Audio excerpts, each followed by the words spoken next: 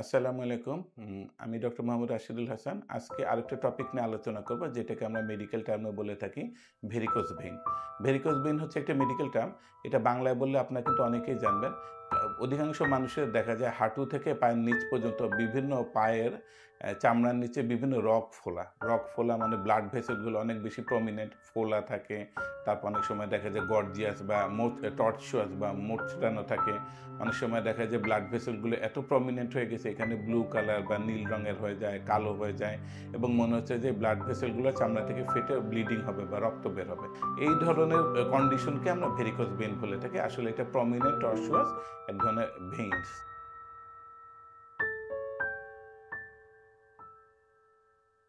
তো এইগুলোর কারণটা কি? কারণ কিন্তু যেমন প্রধানত কারণ হচ্ছে হেরিডিটারি।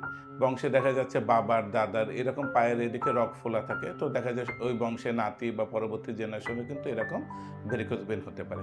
২ নম্বর হচ্ছে যাদের ওয়েট বেশি থাকে তো তাদের ওয়েটের কারণেও কিন্তু ভেরিকোজ ভেইন হতে পারে। ৩ নম্বর দেখা যাচ্ছে কিরকম হয়? যারা দীর্ঘ সময় দাঁড়িয়ে থাকেন, তো দীর্ঘ সময় দাঁড়িয়ে থাকার কারণে যেমন ধরেন ট্রাফিক পুলিশ, স্কুল টিচার বা বিভিন্ন কাজে বিভিন্ন গার্মেন্টস ওয়ার্কার যাদের কাজের ক্ষেত্রে দীর্ঘ সময় দাঁড়িয়ে থাকাকে তাদের ক্ষেত্রেও ভেরিকোজ ভেইন হতে পারে। এছাড়া বিভিন্ন ট্রমা বা আঘাতের কারণে কিন্তু এইসব জায়গায় ভেরিকোজ ভেইন হতে পারে। মোট কথা হচ্ছে ব্লাড ভেসেলের কোনো অ্যাবনরমালিটি এবং ব্লাড ভেসেলের ভেইনগুলোর মধ্যে যে ভালভ আছে, যে ভালভের অ্যাবনরমালিটিসের কারণে কিন্তু ভেরিকোজ ভেইন হতে পারে। তো ভেরিকোজ ভেইন হলে এটার সঙ্গে আসলে চর্মরোগের বা স্কিনের কি সমস্যা? যখন এই দীর্ঘমেয়াদী এই ব্লাড ভেসেল বা মানে ব্লাড সাপ্লাইয়ের হ্যাম্পার হবে বা এর কোনো সমস্যা হবে তখন বিভিন্ন ধরনের চর্মরোগ দেখা দিতে পারে। প্রথমত কমনলি যেটা দেখা দেয় সেটাকে আমরা বলি স্ট্যাসিস ডার্মাটাইটিস। এক ধরনের এক্সিমা, যে এক্সিমাতে দেখা যায় যে যেই জায়গাতে ব্লাড ভেসেল বা ফুলে গিয়েছে সেই সব জায়গার আশেপাশে বিভিন্ন ধরনের এক্সিমা হয়।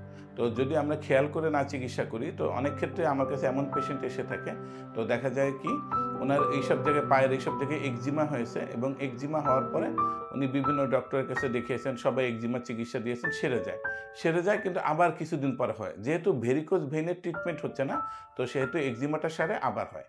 বা অনেকের ক্ষেত্রে আরেক ধরনের রোগ আছে যেটাকে আমরা বলে থাকি লাইপোডার্মাটোস্ক্লেরোসিস। এটা এক ধরনের ইনফ্ল্যামেশন বা প্রদাহজনিত রোগ, যেটা কিনা সাবকিউটেনিয়াস টিস্যু বা এরকম আমাদের চামড়ার নিচে যে ফ্যাট সেলগুলো থাকে, ফ্যাট সেলগুলার ইনফ্ল্যামেশন হয়, যেটাকে আমরা প্যানিকুলাইটিস বলি।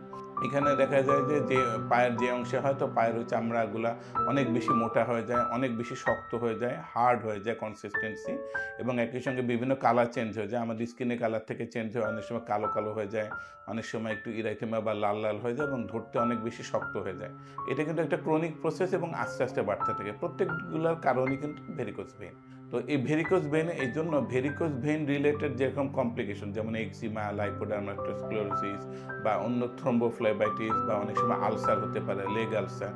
দেখা যাচ্ছে এগুলা একটা মাল্টি ডিসিপ্লিনারি অ্যাপ্রোচ বা কয়েকজন ডাক্তারের একটা কম্বাইন্ড ট্রিটমেন্ট করতে হবে। সেটা আমাদের ডার্মাটোলজিস্টদের যেমন প্রয়োজন, একই সঙ্গে ভাস্কুলার সার্জন বা অনেক সময় দেখা যায় যে অর্থোপেডিক ডক্টরদেরও মানে কম্বাইন্ড একটা মিলিত চিকিৎসার ফলে এই রোগ থেকে পেশেন্ট মুক্ত থাকতে পারে।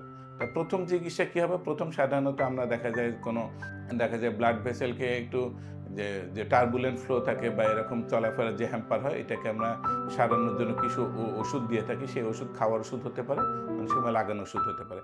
একই সঙ্গে যে কারণগুলো আমরা বললাম সেগুলোর সঙ্গে স্টকিং ব্যান্ডেজ ব্যবহার করতে বলি যাতে পেশেন্টের ব্লাড ফ্লোটা একটু নির্বিঘ্ন হতে পারে। একই সঙ্গে রাত্রেবেলা ২ টা বালিশের উপরে পা রেখে ঘুমাতে বলি। অ্যাভাব দ্য চেস্ট লেভেল, এটা একটা ব্যাপার।